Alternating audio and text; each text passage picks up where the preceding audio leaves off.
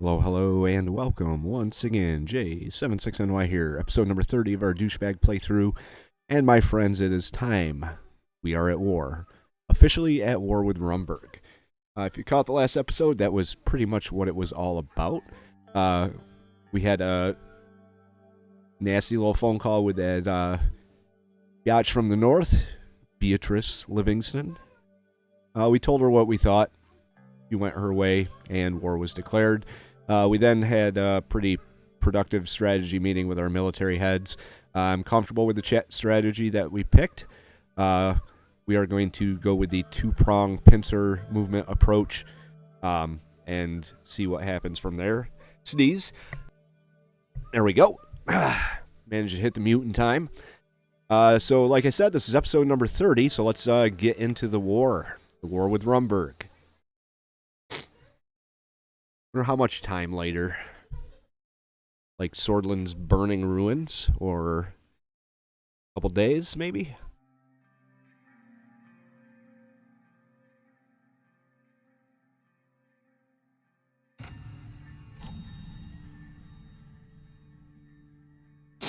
Right, I wonder what happened to the news that we were supposed to read. Apparently there is no news about all the other stuff that we had to do.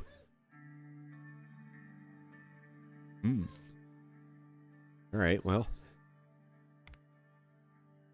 Battle of Whole Sword. Situation room. I undid my tie slowly and rose from my seat in the protected bunker on the outskirts of Whole Sword. Well, that doesn't sound like it's going so good. I increased the volume of the crackling audio. The enemy is advancing on us. Request backup. We are surrounded from all sides. I repeat, we are surrounded. They're using some kind of gas. Our soldiers' eyes and ears are bleeding. We need immediate assistance on Victory Avenue. Medics. We need more medics. They're approaching the Maroon Palace. I think we skipped a whole bunch of stuff when I went on to the next turn. Well, why would they put the continue down there and still have a whole bunch of shit that I had to do? I think I just blew through the whole war. That's not good.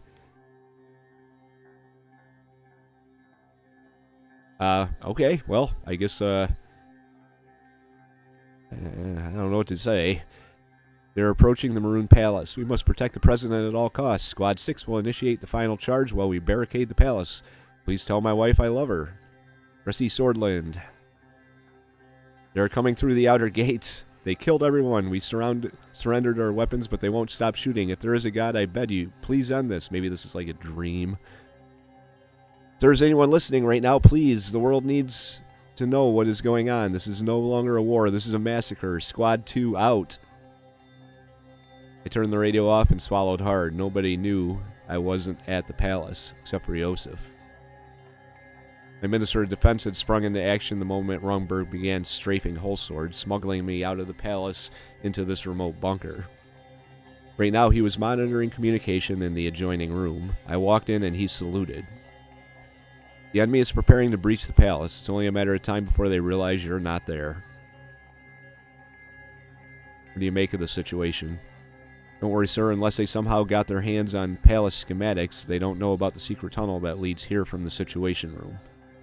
I feel really bad that I accidentally basically skipped the entire war, it looks like. Sorry about that, guys. And sorry to myself. I was kind of interested to see how that would play out. And besides, this room was built to withstand nuclear attacks. We should be safe here for the moment. The diversion at the palace should buy us some time. Of course, the question is how much time. We've lost contact with the squadrons protecting the outer perimeter of the palace. Your guess is as good as mine at this point. After thanking Ioesef, I went back to the main room. I breathed a sigh of relief that Deanna was safely out of the country with her mother Monica.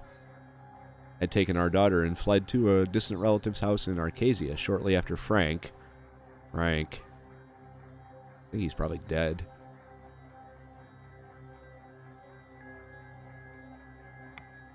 I couldn't bear to think about what happened to Frank. God damn. Despite our location many meters underground, I felt the room shaking. Must have been the bombs. Ioesef came out of the communications room and pulled me aside. Sir, the palace is about to fall, and one of the Rumburg combatants was overheard saying he located the tunnel entrance.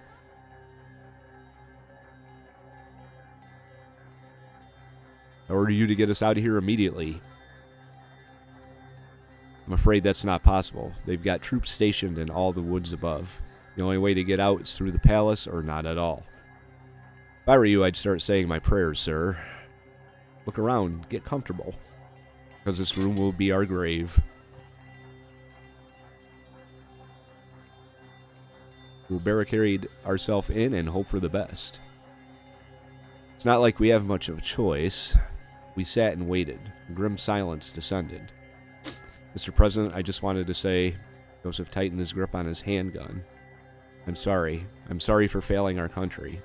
Guess your pincer approach wasn't that good then. Feels like just yesterday we were raising Swordland's banner over Zarosborough. My God, how much did we miss? But then our attempt to capture Thornburg ended in failure. Ioesef stared down at the concrete floor, lost in regrets.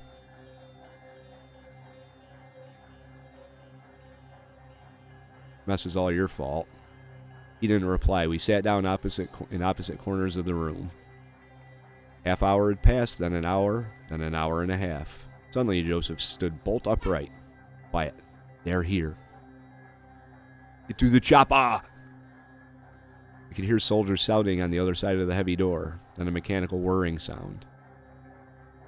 They were about to drill their way through to us. Mr. President, what do we do? Bring the pills? They won't take us alive? No. We'll hold tight and hope for the best. Very well. Mr. President, take this. He turned to me and gave me his handgun.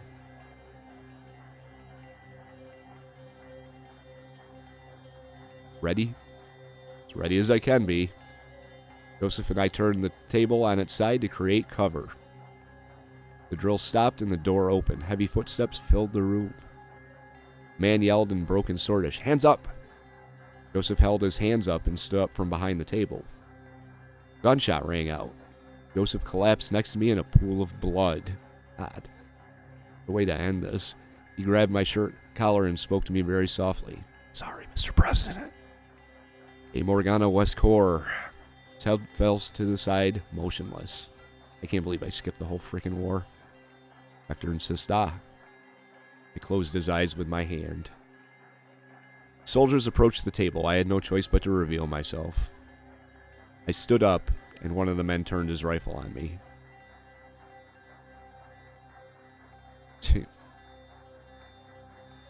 I surrender. Please don't hurt me. I beg you, please. Or turn the gun to your own head. I'm gonna go out with a bang. If this is gonna be the end of the playthrough and the end of the series, accidental end of the series, I'm gonna go out with a fucking bang.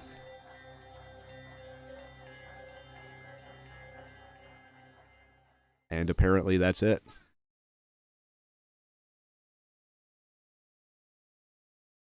Guess I didn't get reelected.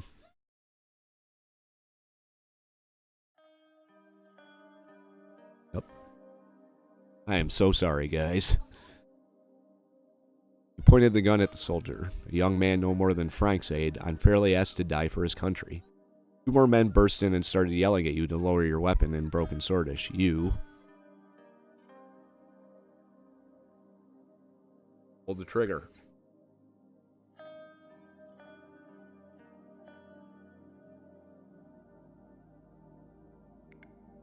The young soldier collapsed motionless. Swearing as reinforcements aimed their rifles at you. You managed to kill one other in the melee. When the gunfire ended, you looked down to your body.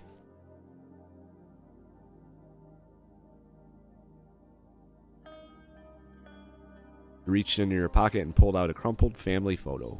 You, Monica, Frank, and Deanna posing proudly on the day of your inauguration. Your bloody fingers stained the print. You wished that things had gone differently, felt no regrets, and cursed your luck.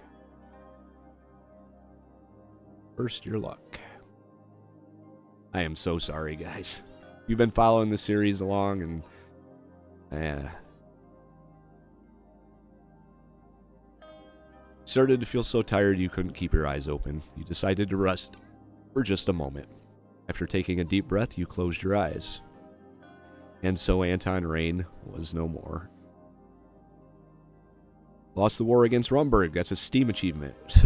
Good job, J76NY. History will remember us as a national malianist. Way up here with nobody show Sordish politicians. So I'm in with Tarkin Sol and Lilius Graf.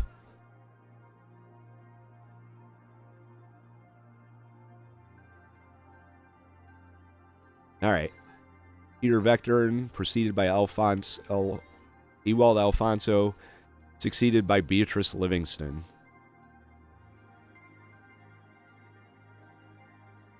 Frank died somehow. It would have been nice to know how. God, I feel like such an idiot. Why would they put that continue there with all that stuff that going on? I just skipped the whole war. Probably the best part of the game. Anyway, between 1954 and 1958, 2.2 million civilians have died in the war. More than 721,699 people gained access to health care. 99 police officers and 640 Bluish militants were killed in firefights. 18,320 people were arrested for their suspected ties to Red Youth. 589,112 Sordish lives were lost during the Rumburg invasion. 12,390 people were arrested for their ties to the Workers' Party of Bludia. 328 people disappeared without a trace. 11,340 domestic violence cases were reported. Foreign investors have pulled out around 3 billion Sordish Ren from the Sordish markets. 5 million people lost their state health care coverage. And with that, my friends, you have my very, very deepest apologies for messing that up. Well, that's the end of the series. I would have loved to see what happened during that war, but I thought the continue meant we were moving on to the next turn into the war. But apparently it meant you're just skipping everything. So, and we lost, and I died, and so did Frank.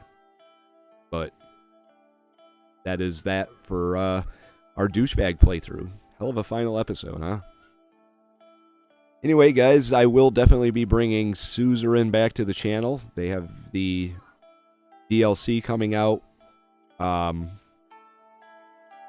which is more of a second game. It doesn't even involve Rayne and all that, but they do have updates coming. So I'm going to be definitely doing another Suzerain series on the channel once those updates hit. And we will play as a king at some point in the Suzerain universe. Hope you guys enjoyed the series up to the last episode, which kind of sucks, admittedly. If you did, hit the like button. I look forward to seeing you for our next Suzerain series if you've been following. If you want to catch the next Suzerain series, and if you have not yet done so, hit the subscribe, and you can come along with us. I'll be more careful next time. J76NY saying thank you very much for watching, and have yourself a very good day.